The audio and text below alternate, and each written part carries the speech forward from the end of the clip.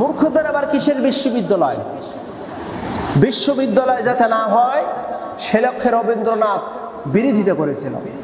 বাংলাদেশের জাতীয় কবি, তার নাম হলো কাজী নজরুল ইসলাম। জাতীয় কবি নজরুল, যেখানে জাতীয় কবি নজরুল, সেখানে নজরুলের কোনো কবিতায় আমাদের জাতীয় কবিতা হিসেবে, জাতীয় সঙ্গীত হিসেবে নির্ধারণ না করে রবীন্দ্রনাথের এই শিরক মিশ্রিত কবিতা কেন নির্ধারণ করা হলো? আমার সোনার বাংলা, আমি তোমায় ভালোবাসি,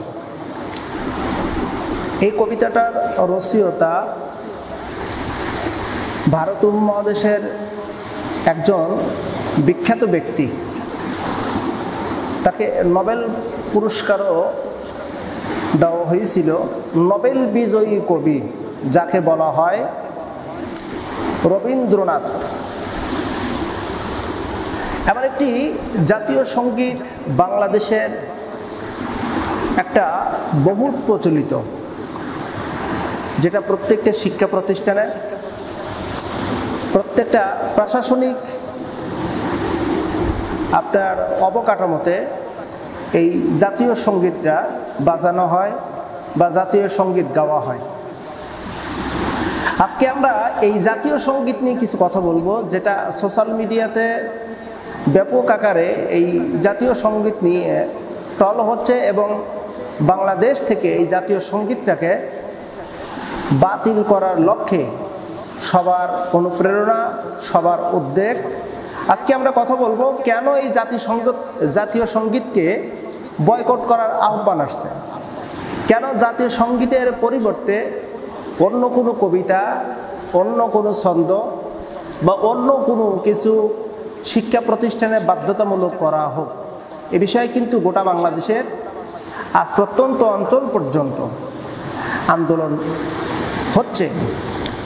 আমরা যেটা লক্ষ্য করেছি, জাতীয় সঙ্গীত প্রাইমারি স্কুল থেকে শুরু করে মানে প্রত্যেকটা সেক্টরে, প্রত্যেকটা স্কুল প্রতিষ্ঠানে জাতীয় সঙ্গীতটা গাওয়া হয়। আবার কোনো কোনো ক্ষেত্রে আমরা দেখেছি জাতীয় সঙ্গীত বাদ্যযন্ত্র আকারেও গাওয়া হচ্ছে।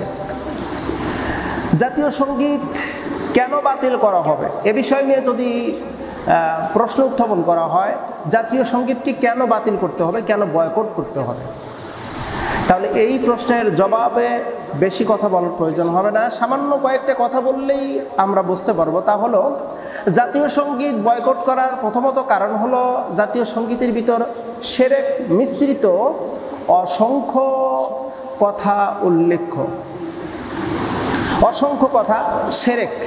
কি কি শিরক আছে আমরা জাতীয় সঙ্গীতটাকে একটু শুনে নেই। আমরা কিন্তু বলে থাকি, আমার সোনার বাংলা, আমি তোমায় ভালোবাসি, চিরদিন তোমার আকাশ তোমার বাতাস।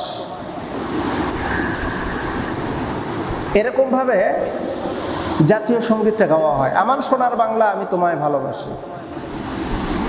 হ্যাঁ, সোনার বাংলা, আমি তোমায় ভালোবাসি, বাংলাকে ভালোবাসি, বাংলাদেশকে আমরা ভালোবাসি, বাংলাদেশকে আমরা ভালোবাসি। আর ভালোবাসবো না কেন? এই জমিনে আমার জন্ম হয়েছে, এখানেই আমার মৃত্যু হচ্ছে, শেষ সমাধি আবার এখানেই হচ্ছে। দেশকে আমি কেন ভালোবাসলাম? জাতীয় সঙ্গীতের মধ্যে কাকে উল্লেখ করে রবীন্দ্রনাথ এই কথাগুলো লিখলো?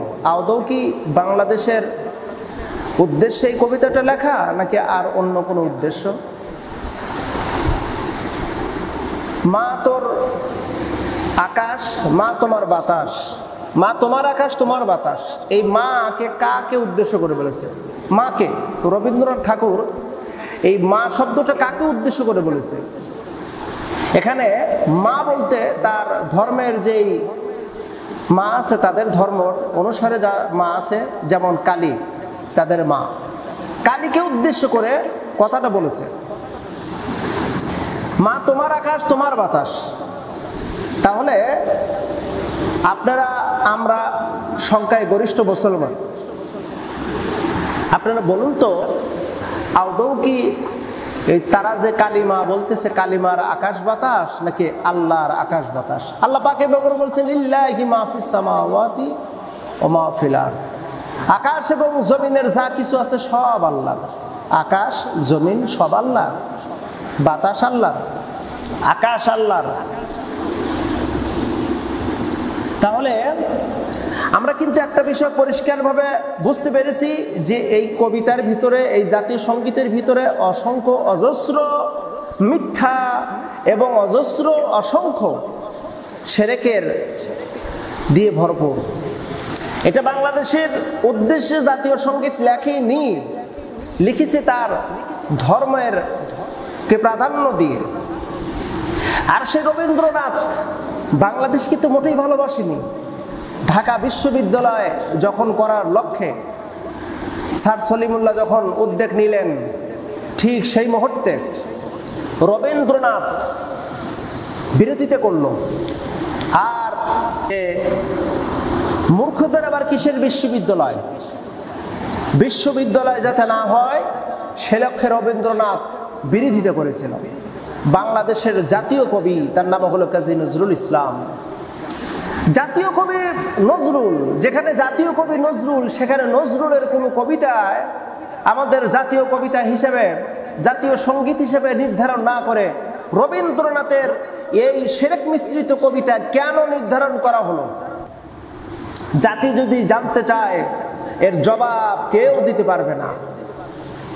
হ্যাঁ, জবাব আছে। জবাব হলো এইটা, রবীন্দ্রনাথের এই সঙ্গীতটাকে, রবীন্দ্রনাথের এই সঙ্গীতটাকে বাধ্যতামূলক করে দিয়েছে এই জন্য, ভারতকে খুশি করার জন্য, ভারতের হিন্দু বাবুদেরকে খুশি করার জন্য রবীন্দ্রনাথের এই জাতীয় সঙ্গীত, যেইটা আমাদেরকে শোনানো হচ্ছে বাংলাদেশের জাতীয় সঙ্গীত হিসেবে নির্ধারণ করেছে, শুধু ভারতকে খুশি করার জন্য। আরে বাংলাদেশের জাতীয় কবির যদি, বাংলাদেশের যদি জাতীয় সঙ্গীত যদি নির্ধারণ করাই হতো, নির্ধারণ করাই যদি বাধ্যতামূলক হতো, তাহলে কেন নজরুলের কবিতাগুলো করা হলো না? নজরুলের প্রত্যেকটি কথার মধ্যে ছিল তাওহীদ, প্রত্যেকটা কথার মধ্যে ছিল আন্দোলন, প্রত্যেকটি কথার মধ্যে ছিল ন্যায্য অধিকার বুঝিয়ে দাও। নজরুলের যত সংখ্যক কবিতা আছে, প্রত্যেকটি কবিতার মধ্যে অধিকার, অধিকার চাওয়ার যে অভিনব কায়দা, সে কায়দাগুলো আছে। আমরা যেটুকু দেখেছি, নজরুলের প্রত্যেকটা কবিতার মধ্যে আছে তাওহীদ, নজরুলের প্রত্যেকটা কবিতার মধ্যে আছে হলো উদ্যোক্তা, প্রত্যেকটা কবিতার মধ্যে আছে ইসলামের সুশীতল ছায়ার একটি সুনির্বণ একটি ব্যাখ্যা বিশ্লেষণ। দেখেন না, কাজী নজরুল ইসলামের কবিতা, কারণ ওই লৌহ কপাট ভেঙে ফেল, গর্জলাপাট, রক্ত জমাট, শিকল পূজার বাসান বেরি। হ্যাঁ, কত সুন্দর। সারা দেশ ছাড়বে কিনা বল, নইলে কিলের ঘুতায় হাল করিব জল। কত সুন্দর কথা। বাঁচেছে আমামা, বাঁচেছে দামামা, শির উঁচু করো মুসলমান, দাওয়াত এসেছে নয়া জামানার, ভাঙা কেল্লায় উড়ে নিশান। চল চল চল ঊর্ধ্ব গগনে বাজে মাতল। এই অসংখ্য কবিতা, যেগুলো জাতীয় সঙ্গীত হওয়ার অন্যতম যে সমস্ত কবিতা, সেই সমস্ত কবিতাগুলোই কিন্তু নজরুল বলে গেছে। নজরুলের কোনো কবিতা জাতীয় সঙ্গীত হিসাবে সাবমিট করা হলো না, গ্রহণ করা হলো না, গ্রহণ করা হলো রবীন্দ্রনাথের শিরক মিশ্রিত। আমরা দীপ্ত কণ্ঠে বলতে চাই, রবীন্দ্রনাথের এই সেই শিরক মিশ্রিত কবিতাকে অনিত বিলম্বে বাংলাদেশের এই জমিন থেকে বয়কট করা হোক। আর কাজী নজরুল ইসলামের তাওহীদ মাখা, তাওহীদ সংমিশ্রিত কবিতাগুলো যে কোনো একটা বাংলাদেশের জাতীয় সঙ্গীত হিসেবে নির্ধারণ করা হোক। আমাদের এটা হলো চূড়ান্ত দাবি। তাওহীদ, তাওহীদ, তাওহীদ একত্ববাদিত্ব যদি সংগ্রাম সেই সময় না থাকতো, তাহলে দেশ থেকে ইংরেজরা চলে যেত না। ইংরেজরা সরত না। যখন নজরুলের মতন অসংখ্য ব্যক্তি তাওহীদের কথা বলে ইংরেজদেরকে হটাইয়েছে, আসলো আবার এই ন্যাংটাডা হিন্দুস্থানি উগ্রবাদী হিন্দুরা আমার দেশকে শোষণ করতে শুরু করলো। হ্যাঁ, অল্প কিছুদিনের জন্য পাকিস্তানিরা ছিল, কিন্তু লং টাইম পরিচালনা করেছে হিন্দুস্তানের উগ্রবাদী হিন্দুরা। আমরা চাই না রবীন্দ্রনাথের সেরেক মিশ্রিত কবিতা, জাতীয় সঙ্গীত, আমার ছেলে, আমার মেয়ে, আমরা শিক্ষা প্রতিষ্ঠানে এগুলো চলুক, এটা আমরা চাই না। কঠোরভাবে আমরা নিন্দা জ্ঞাপন করি, এমনকি অনিত বিলম্বে এই জাতীয় সঙ্গীতকে পরিবর্তন করতে হবে। যারা বলতেছে জাতীয় সঙ্গীতের পক্ষে, যারা সাফাই গাচ্ছে, এরা কিন্তু আদৌ কোনো জ্ঞানী ব্যক্তি নয়, বরং এখনো এরা জাতীয় সঙ্গীতের পক্ষে কথা বলা মানে ভারতের পক্ষে কথা বলা। আমরা চাই না সেরেক মিশ্রিত কোনো কথা আমার সন্তান শিখুক।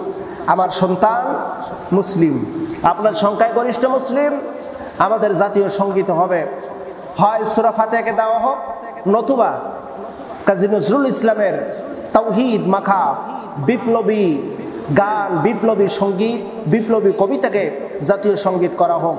এটাই হলো বাংলাদেশের সমস্ত জনগণের চাওয়া।